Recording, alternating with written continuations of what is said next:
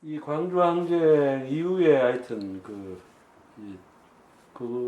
독일의 한인 사회가 하여튼 그 민주화 운동에 대한 이제 참여가 더 이제 왕성해지고 더 활발해졌다고 볼 수 있겠는데, 선생님이 이제 그 병사에 계실 때인데도 이때 이제 80년 5월달에 그 베를린 등지에서 그 유학생과 교포들이 그 참여해서 그 광주 민중과 연대하는 성토대회를 갖고 시위를 벌였다 이렇게 들었습니다.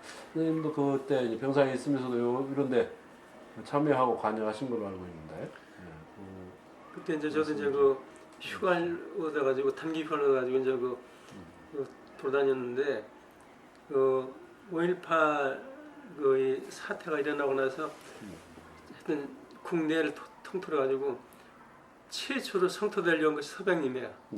그 이제 일지를 보게 되면. 근데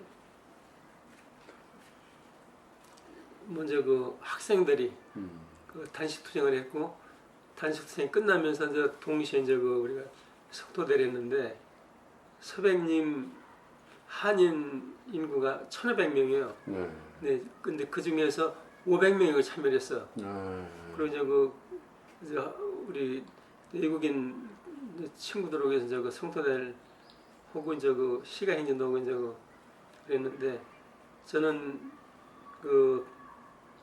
역시 이제 그 시가 행진이나 성토대 이런 것도 그 노화가 필요하거든요. 그래서 저는 그 일반인들이 이제 그 꺼려하는 그 경찰과 함께 이제 경찰이 가서 이제 독일은 거의 허가제가 아니라 신고제야. 네. 한국 지금 신고제죠. 한국도 지금은 신고제죠. 근데 신고제인데 그걸 신고로 가는 걸 보통 사람들은 경찰과 함께 누구든지 그걸 꺼려하니까. 그리고 이제 그 방송 그러니까 그 지휘본 못하는 그 방송 차량을 타고서 이제 성명서 낭독 같은 걸 도와주고 성명서 작성하고, 그리고 이제 그걸 나 섭외하는데 이제 내 친구 중에 이제 3인당 선거 운동하는 아이가 있어요. 네. 목소리가 좋고. 네. 그런 친구들 섭외에다가 이제 거기서 앉혀놓고 이제 성명서 읽게 시키고. 그리고 이제 경찰이 이제 법적으로 이 시위대 200명이 한 명씩 나와요. 경찰이. 네. 예. 근데 이제 그 사람들은 수시로 이제 나오고 이제 저기 연락을 하는 게 무슨 일이 있을 때마다 무슨 물어보는데, 전통적으로 서백님이 경제한 데는 3인당 계통이야. 지금 진보적이에요. 네. 그냥 가다가 이제 장소 좋은데 목 있으면은 와서 사인을 해. 여기서 이제 뭔가 액션을 좀 해라. 네. 그러니까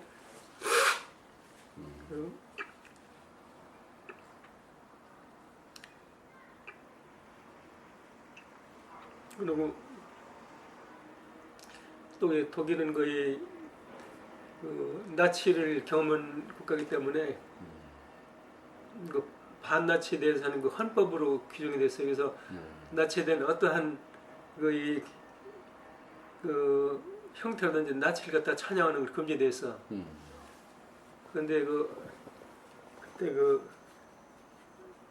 한국에서 누가 왔었냐면 탈춤 추는 무세중이라는 사람이 있어요. 네.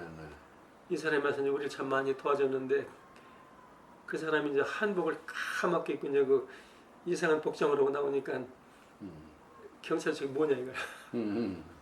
그래서 저는 한국의 전통 의상이라고 그냥 넘어가는데, 한국에서는 참 독일에서는 거의 주로 네오나치들 극우파들이 까만 복장을 하고 이제 가끔 액션을 벌이거든요. 그러니까 의심을 한 거야. 혹시 저기 네오나치 상징이 아니냐고. 그런 걸 이제 경찰과의 관계.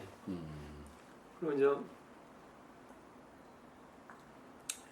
이 병원에 있으면서도 이제 성명서 작성해가지고 전단 정권의 만행을 규탄하는 그런 서명운동을 맡는데, 그 의사애들이 난 놀란 것이 의사애들이 대부분 그 저기 좌파들이더라고. 우리 대에서 이제 독일 의사 말씀이죠? 예, 예. 그 방문객한테도 사인 받고. 네. 그래서 아무튼 그때 병원에 있었지만 굉장히 바빴어요. 네. 난 그 이제 집행이 짓고 이제 그 다니고 저기 그 주로 이제 차 타고 이러고 그러고 나서는 이건 독일에서 이런 현상이 일어났어요. 그리고 주로 이제 그 유학생들하고 총교계 네.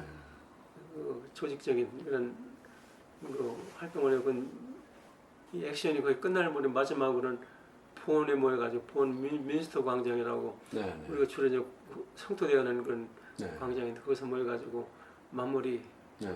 성토대를 했는데 거긴 뭐 어떤 특정 단체보다도 교민사회 각 개인 그리고 뭐 종교 뭐 네. 학생들 다 모여가지고 그것에 이제 그 마무리 성토대를 했죠. 네. 근데 이때는 이 어떤 보면 그 축제 분위기야. 축제 분위기에 참여해가지고 이제 같이 이제 동참하고.